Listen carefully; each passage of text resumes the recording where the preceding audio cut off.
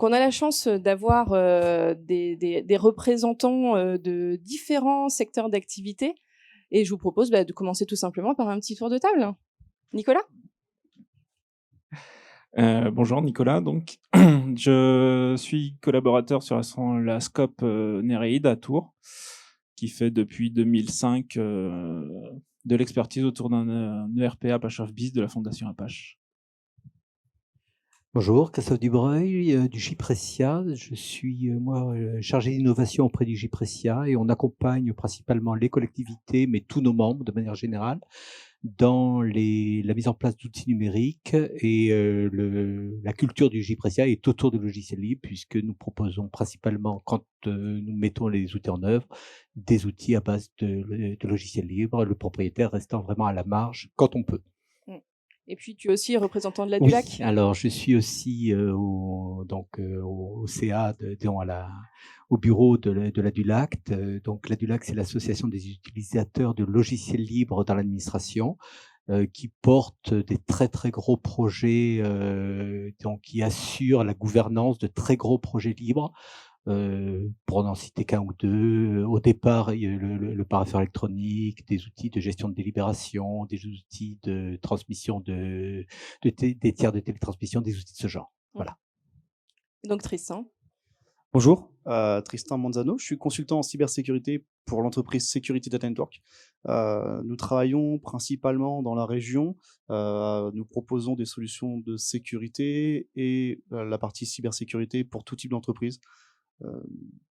Voilà, on part de la partie la plus technique, on va dire, jusqu'à la partie gouvernance et RGPD. Merci. Donc j'ai une première question à vous poser. Déjà, c'est quoi l'open source? Qui veut se lancer? Vaste débat. Nicolas? Ou Tristan? Allez, Nicolas, et puis après Tristan, c'est pour compléter si vous avez des visions différentes. Alors, l'open source, en termes mot à mot, c'est juste accéder au code source d'un logiciel. Le logiciel, c'est son intelligence. Donc, c'est pouvoir montrer qu'est-ce que fait le logiciel. Après, on utilise open source, mais il y a une différence entre deux termes qui se présentent, c'est open source et logiciel libre. Le logiciel libre, lui, c'est un open source à la base, sauf qu'il respecte 4 libertés absolument fondamentales: le droit de copier, le droit de comprendre, le droit de modifier et le droit d'utiliser. Un logiciel open source nous donne juste accès au code. On ne sait pas si on a le droit de l'utiliser, si on a le droit de le copier ou si on a le droit de le comprendre. D'accord. Et du coup, un logiciel open source, si on veut avoir tous ces accès, ces autres accès, comment ça se passe? Il faut qu'il soit dans une licence autorisée par ceux qui l'ont créé, dite permissive, donc il en existe plusieurs, de nombreuses, qui respectent les 4 libertés. Et dans ce cas-là, ça devient un logiciel libre, donc exploitable complètement par n'importe qui souhaite pouvoir l'utiliser. Et la notion que je vais la rechercher, que j'ai perdue, parce que je parle depuis trop longtemps. Je vous laisse la main. Tristan, tu voulais rajouter quelque chose? Rajouter, non, pas spécialement. On a la même vision sur les choses. Hein. Effectivement, l'open source ne donne pas tous les droits. Effectivement, on a juste accès à la recette de fabrication de l'utilitaire, mais on n'a pas du tout accès à la partie, le droit de le modifier, de le revendre ou autre. Bien sûr. Alors, je plains le public qui malheureusement est sous la pluie, donc j'espère que vous continuez à nous entendre quand même. Alors, donc le sujet, c'est l'open source et la souveraineté numérique. Pour vous, qu'est-ce que l'open source peut apporter justement dans ces questions de souveraineté numérique? Et peut-être déjà, c'est quoi la souveraineté numérique? Peut-être, du coup, si Tristan, tu veux continuer? Je peux continuer, il n'y a pas de souci. Pour moi, l'open source, en fait, est lié avec la souveraineté, tout simplement, parce que comme on a accès au code source, on sait exactement ce qui va se passer et ce que va faire l'utilitaire qu'on va utiliser. Aujourd'hui, si on utilise des solutions propriétaires, on n'a pas du tout la main sur l'outil, on sait visuellement qu'il effectue une action, mais en arrière-plan, peut-être qu'il effectue autre chose et on ne le sait pas.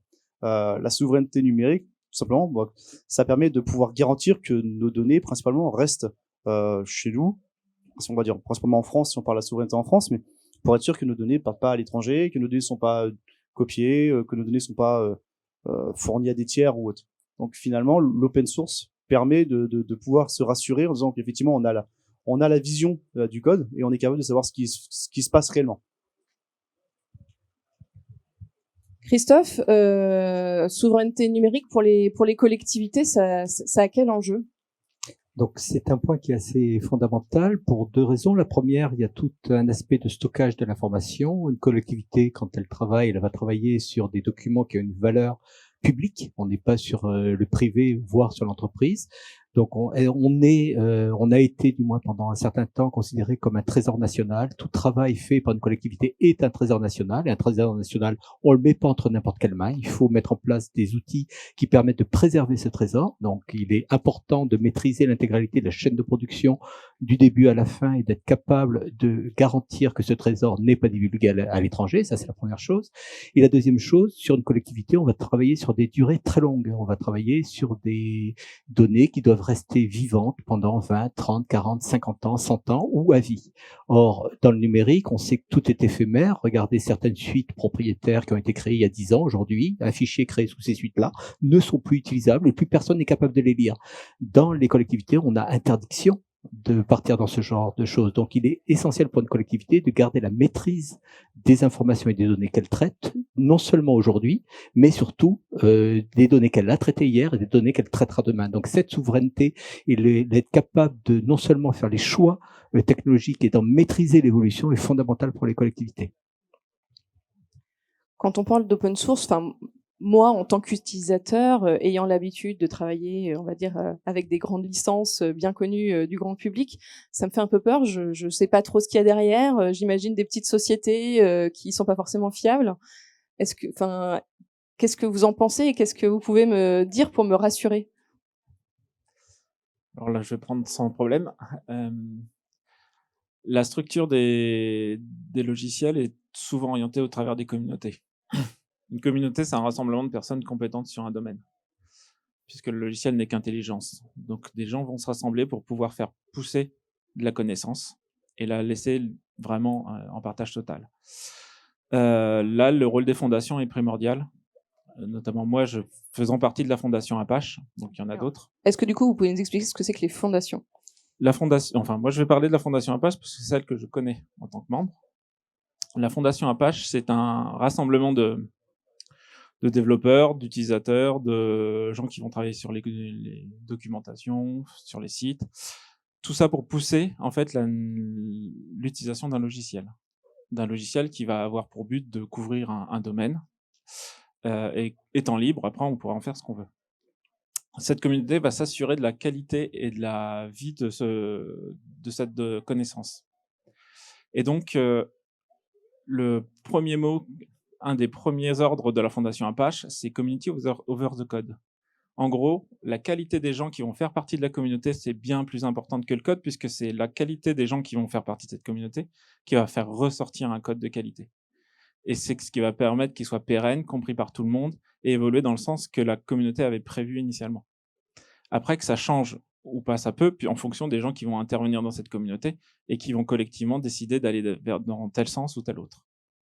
Donc, ce que j'entends et ce qui fait écho à ce que disait Christophe tout à l'heure, c'est qu'il y a une notion de maintien, de pérennité dans le temps du service qui sera rendu par le logiciel. Et aussi, on évoquait des possibilités d'évolution peut-être plus faciles ou plus accessibles que ce que proposent les logiciels bien connus. En termes d'évolution, elle sera basée uniquement sur les besoins des gens sur le terrain.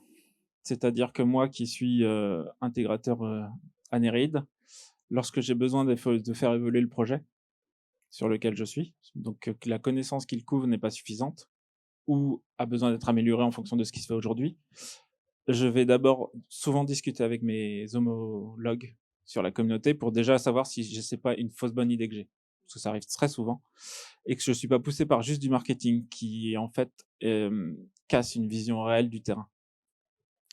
Et donc, en fait, lorsqu'on va améliorer ce projet, lorsqu'on va améliorer la connaissance du projet sur lequel on est, elle va se faire à la fois par consentement de mes pairs sur la communauté et à la fois parce que moi, j'avais un réel besoin d'évolution et pas juste parce que je voulais me faire plaisir.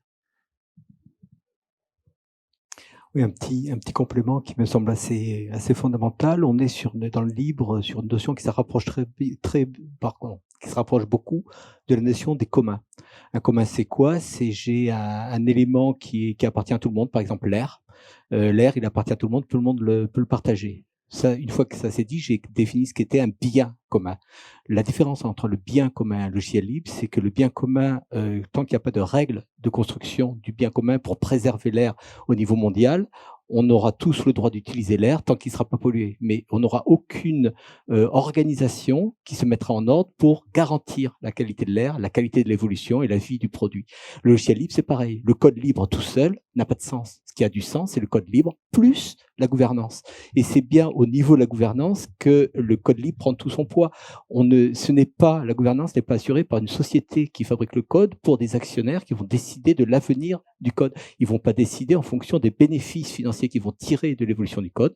Ils vont venir vers les instances de gouvernance qui vont définir tous ensemble ce que doit devenir le code et ce que doit faire demain l'outil. Et à partir de là, on va aller demander aux développeurs de développer telle ou telle fonction. Les évolutions peuvent remonter aussi des demandes d'évolution par les développeurs qui trouvent qu'il y a telle ou telle fonctionnalité, mais on est vraiment dans une gouvernance et la force du logiciel libre, au-delà de la liberté du code et que tout le monde puisse l'approprier, le vérifier, le contrôler, le faire évoluer, c'est qu'on va se mettre tous ensemble autour d'une communauté pour piloter et faire vivre ce code. Moi, en tant qu'entreprise, si je finance des développements pour s'adapter à mon usage, j'ai peut-être pas envie que mon concurrent ou d'autres entreprises aient accès à tout ça. Comment, du coup, on gère les choses? Si vous voulez pas que le concurrent y ait accès, c'est que c'est pas un bien commun. Ça vous porte à vous, donc vous le gardez pour vous. C'est un logiciel libre. Et et là, c'est le rôle des interfaces avec la communauté. Si vous estimez que ce que vous avez apporté n'a pas de plus-value pour vous en termes de spécificité de marché ou tout ce que vous pouvez imaginer en termes d'économique, vous avez tout intérêt à le partager au bien commun. C'est le même principe que pour les routes, c'est le même principe que pour toutes les infrastructures. C'est donné aussi pour mieux publiques. recevoir derrière. Exactement. Et vu tout ce que vous recevez lorsque vous déployez un outil basé sur du libre, si tous les gens avaient eu la même calcul, autant aller dans le propriétaire parce que vous avez cette mentalité-là de vouloir juste acheter ce que les autres ont fait. Là, on est dans du partage et dans du partage pour que tout le monde avance dans le même chemin. Après, c'est juste un choix de philosophique à tenir. Tristan, quand on préparait cette table ronde, on a évoqué le côté sécuritaire lié justement à l'open source. Est-ce que vous pourriez nous en dire un petit peu plus, vous, en tant qu'utilisateur du libre ou de l'open source? Alors effectivement, je travaille sur des logiciels libres depuis 2006 maintenant. Et côté sécurité, on peut pas demander mieux finalement parce qu'on a vraiment la main sur le code. Comme le disais tout à l'heure, effectivement, on peut récupérer, on va dire, on peut copier un code, on peut le modifier pour soi. Si la communauté n'en veut pas, on peut l'adapter à chaque infrastructure. Côté sécurité, on est surtout capable de pouvoir modeler l'infrastructure comme on le désire pour pouvoir répondre aux besoins de l'entreprise, mais aussi pour pouvoir répondre aux besoins de sécurité. Voilà. Donc ça peut être effectivement côté, si on parle de quelqu'un qui va protéger ou qui va défendre le propriétaire, ça peut être compliqué à gérer, à modifier, parce que peut-être qu'il n'a pas l'habitude. Mais aujourd'hui, pour ma part, aujourd'hui, nous on fait de l'infrastructure 100% libre open source et on a une infrastructure qui fonctionne très très bien, qui est ultra stable. On travaille avec d'autres personnes qui font que de l'open source ou que du libre. Et aujourd'hui, on garantit effectivement d'avoir des données 100% souveraines et on est en sécurité entre guillemets, parce qu'on est capable de modifier ou de modeler comme on veut l'infrastructure sans forcément aller rajouter une couche d'une solution propriétaire, plus une seconde d'une solution propriétaire qui ne pourrait pas être forcément compatible. Alors que l'open source, effectivement, on fait en sorte que tout soit compatible dans le temps. Que ça soit il y a 50 ans ou il y aura dans 50 ans, on va dire. Est-ce que ça veut dire qu'il n'y a pas de patch de sécurité comme sur d'autres logiciels dans le libre? Non, il y a des patchs. Alors, il y a des vulnérabilités aussi, bien sûr, qui sont découvertes. Tout système est vulnérable, mais il y a des patchs de sécurité qui sont, on va dire, des fois appliqués, enfin plus rapidement parce qu'effectivement le code est facilement modifiable. Et s'il n'y a pas de patch de sécurité, ou si le patch de sécurité vient à poser problématique sur l'infrastructure en question, on peut le patcher, on va dire. Il y a différentes façons de patcher, et on pourrait le patcher d'une façon à ce que ça ne perturbe pas la production. Il n'y a pas de souci sur ça. Après, il y a des logiciels libres effectivement qui sont sur le marché depuis très peu de temps, entre guillemets, qui sont connus, qui sont peut-être effectivement mis en place ou développés par des communautés qui sont très peu connues ou très peu actifs, mais on a quand même des projets qui sont là depuis plusieurs dizaines, vingtaines d'années, voire plus. Et aujourd'hui, c'est des solutions qui sont ultra stables. On peut voir tous les plus grands de l'informatique, enfin du numérique aujourd'hui. On peut prendre tous les réseaux sociaux très connus, toutes les plateformes, très grandes plateformes, fonctionnent sur l'open source. Mais est-ce que c'est parce que justement ils ont des personnels en interne qui sont capables de gérer? Parce que quand même, en tant qu'entreprise ou en tant qu'individu, si j'ai un choix à faire, je vais aller naturellement vers quelque chose que je connais, qui me paraît plus simple. Je dirais qu'en fait, le problème, il est aussi sur la formation. Aujourd'hui, les solutions, on va dire libres, on peut se former sans souci sur Internet. Encore une fois, les documentations sont très bien écrites. On a toujours quelqu'un pour pouvoir répondre à une question ou un besoin sur un forum ou autre, donc on arrivera toujours à trouver la réponse. Quand on prend une solution propriétaire, on est obligé d'appeler le support, on est obligé de faire tout un tas d'actions qui peuvent aussi fonctionner, hein, il n'y a pas de souci, mais derrière, on ne peut pas garantir que nos données sont 100% sécurisées. Christophe, je t'ai coupé la parole. Je voulais réagir simplement effectivement sur le fait, même des GAFAM très très connus font du logiciel libre. Hein. C'est un des plus grands contributeurs du code libre, c'est entre autres Microsoft, il faut le savoir. Et c'est quoi ce paradoxe? Il n'y a pas de paradoxe. C'est-à-dire qu'à partir du moment où du code est bon, il n'y a pas de raison que tout le monde s'en empare pas. Après, fermer du code pour le rendre propriétaire, c'est une autre problématique. Mais quand une chose est bonne, l'intégralité du code Apple aujourd'hui, c'est basé sur des codes open source. Il faut le savoir. Les cœurs des systèmes sont quasiment aujourd'hui open source dans 90-95% des cas. Après, le modèle et le business économique qui est fait derrière la clôture du code, c'est une autre problématique. Et on atteint là un autre point du logiciel libre qui est le modèle économique de l'ancien monde et du nouveau monde. Dans l'ancien monde, on était sur un financement du logiciel propriétaire par le biais de la licence, c'est-à-dire qu'on achetait un droit d'usage, on n'est jamais propriétaire d'un logiciel propriétaire, par définition, et on achetait un droit d'usage du logiciel. Le logiciel libre a complètement redistribué les cartes, puisque tout le monde peut avoir accès au code, à l'essence même du code.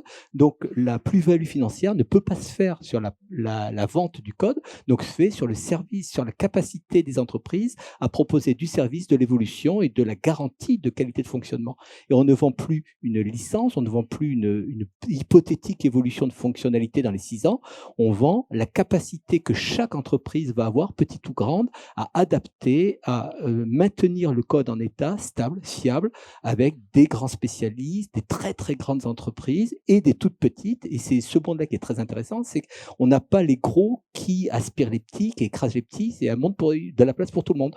Aussi bien dans le paradoxe GAFAM, avec des GAFAM qui contribuent au logiciel libre, un peu contraints forcément, mais aussi avec des très grosses boîtes comme IBM qui sont extrêmement contributeurs parce qu'eux ont leur propre matériel et pour qu'ils fonctionnent avec le logiciel libre, puisque c'est la seule chose qui tourne aujourd'hui, ils sont obligés de participer à ce monde-là, etc. Donc finalement, le monde de la confiance vers le logiciel libre, c'est pas tellement quelques petits éditeurs qui fabriquent le libre, c'est une communauté mondiale constituée de très gros et de très petits qui fait que le partage de ces choses-là fait la solidité du code. Je peux même appuyer encore plus, c'est un des buts de la Fondation Apache. C'est-à-dire qu'elle met en relation les entreprises, qui même des éditeurs, pour que les briques communes, globalement, ils ont quasiment aucune plus-value de vente là-dessus, participent à ce qu'elles soient stables, solides. Et pour revenir sur la sécurité, donc moi je fais partie de la sécurité du projet Apache of Biz. Je suis dans le secteur donc je reçois toutes les failles 0 day.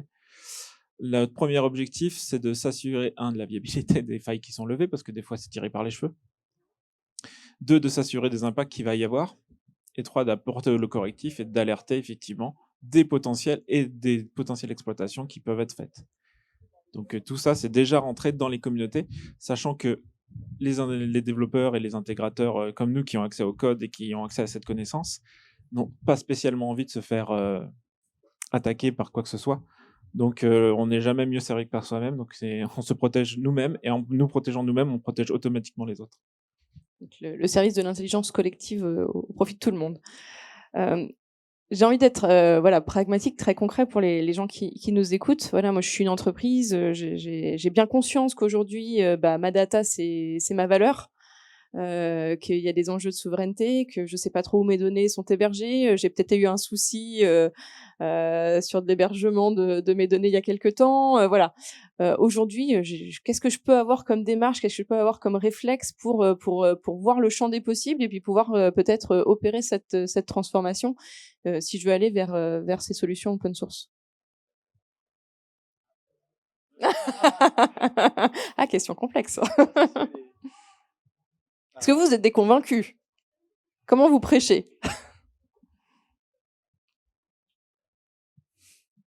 Moi, aujourd'hui, je prêche, on va dire, en parlant surtout sur la partie sécurité, parce qu'effectivement, aujourd'hui, nos données, c'est vraiment la plus-value de tout le monde, et on peut pas se permettre de pouvoir enfin dire de laisser des éditeurs, en fait, copier nos données ou accéder à nos données, tout simplement parce qu'on paye une licence. Encore une fois, hein, c'est ni plus ni moins comme je dirais comme un loyer, en fait. On paye un loyer, mais c'est comme si on donnait le droit, en fait, aux propriétaires de regarder chez nous de temps en temps parce que voilà, c'est pas normal. Donc ça, c'est de ce qu'il y a dans les petites lignes, des conditions qu'on accepte tous en ayant défilé très très rapidement. C'est ça, que personne lit et que que tout le monde personne n'a accepte. lu.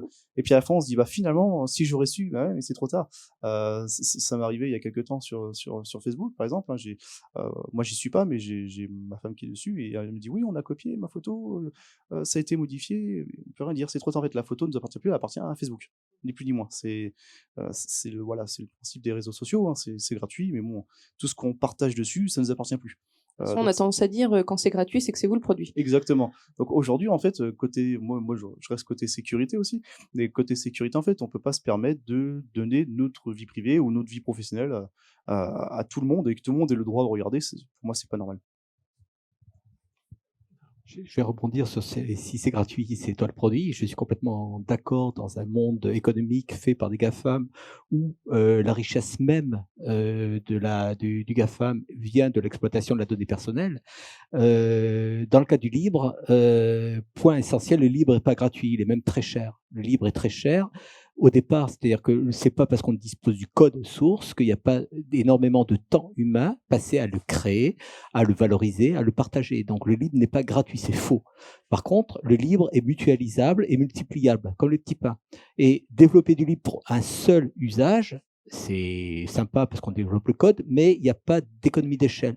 Par contre, quand on commence, comme on le fait au niveau du JPRECIA, à proposer des choses à plusieurs centaines, voire milliers de collectivités en mutualisant les développements de telle manière à ce qu'on ne paie qu'une seule fois le développement et qu'on n'ait pas une royalties à payer à chaque fois qu'on met une instance du produit en place dans une collectivité, fait des économies déjà sur l'intégralité des budgets des communes qui n'ont finalement qu'à payer l'essence du produit, c'est-à-dire la maintenance et le maintien en condition fonctionnelle du produit et non pas une hypothétique rémunération d'un actionnaire quelque part aux USA. Donc ça, c'est une première chose qui est importante.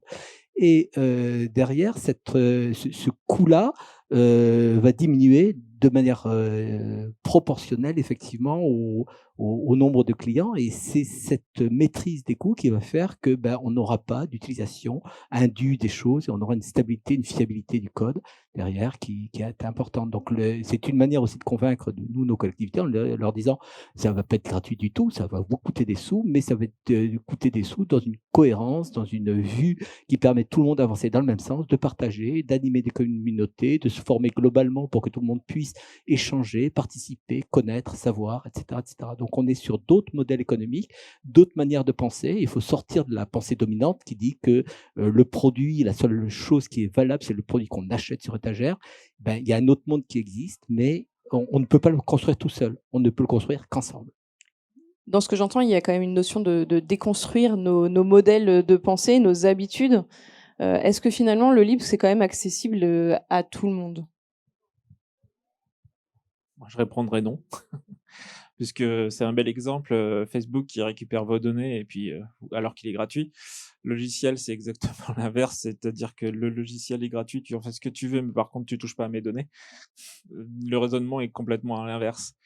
Du coup, il faut accepter que pour pouvoir exploiter un logiciel libre, il faut savoir ce qu'on a besoin. Il faut savoir analyser où est sa plus-value. Il faut savoir analyser ce qu'on a besoin de garder chez soi, pouvoir propager ça sur la communauté.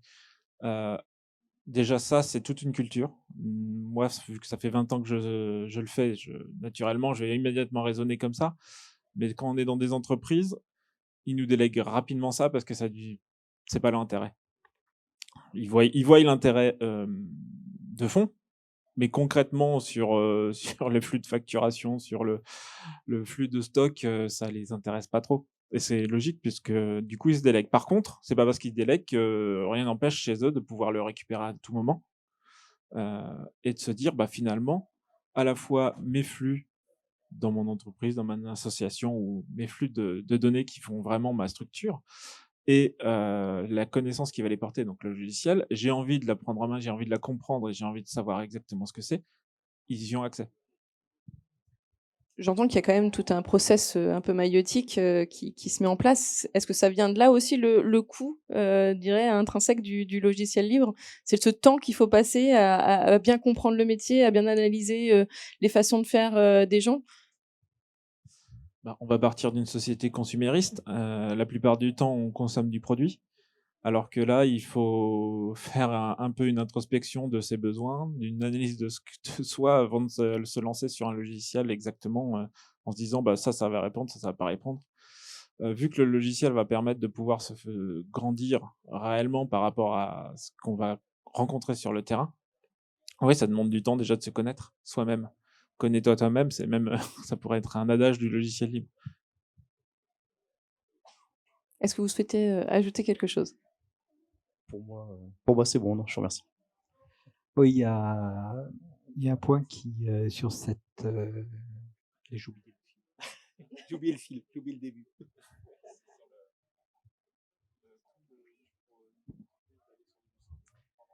Oui, il y a deux coûts en réalité. Il y a le coût d'utilisation au quotidien d'un logiciel libre. Une fois qu'un logiciel libre est installé, exploité, il n'y a plus de coût particulier. Il n'y a pas plus de coûts que sur un logiciel propriétaire. Le logiciel vit, avance, etc., etc. Là où il faut être très très attentif, c'est sur les coûts induits. C'est-à-dire que quand vous avez investi sur 2, 3, 4 ans, 10 ans de formation sur votre personnel pour faire du Word à tout le monde, passer sur du LibreOffice derrière, c'est pas parce que le produit est gratuit que ça va changer quoi que ce soit au coût du produit. Le coût des produits, ça va être l'accompagnement de l'intégralité des équipes au changement, reprendre les habitudes, apprendre à utiliser de nouveaux outils. Les outils sont identiques en termes de fonctionnalités. Il y a, à part quelques fonctionnalités à la marge, les deux produits font la même chose. Il y a des looks qui plaisent pas, mais peu importe, le problème de fond, il n'est pas là. Par contre, quand on doit reprendre la formation et l'accompagnement des utilisateurs au quotidien qui ont leurs habitudes, c'est là où sont les vrais coûts des produits. Donc, ce n'est pas l'utilisation du produit en lui-même, c'est tout le milieu qui entoure le produit qui fait que le produit est cher ou pas. Mais on aurait exactement la même problématique sur un produit propriétaire en changeant de produit propriétaire entre un produit propriétaire et un autre.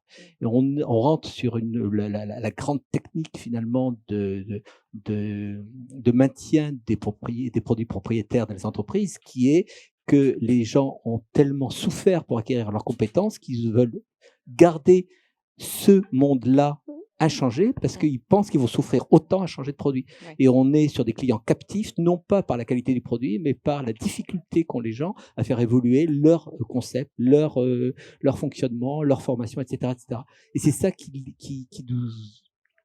rend très très difficile la mise en place d'un projet libre de manière globale au niveau de l'entreprise, parce qu'il faut réimaginer les choses, prendre l'intégralité des coûts et finalement le coût logiciel en tant que licence. Je dirais pas qu'il est marginal, mais c'est pas le principal problème, c'est l'accompagnement, la formation. Il y a toute une conduite du changement à opérer, donc c'est relativement profond quand même comme démarche. Messieurs, je vous remercie.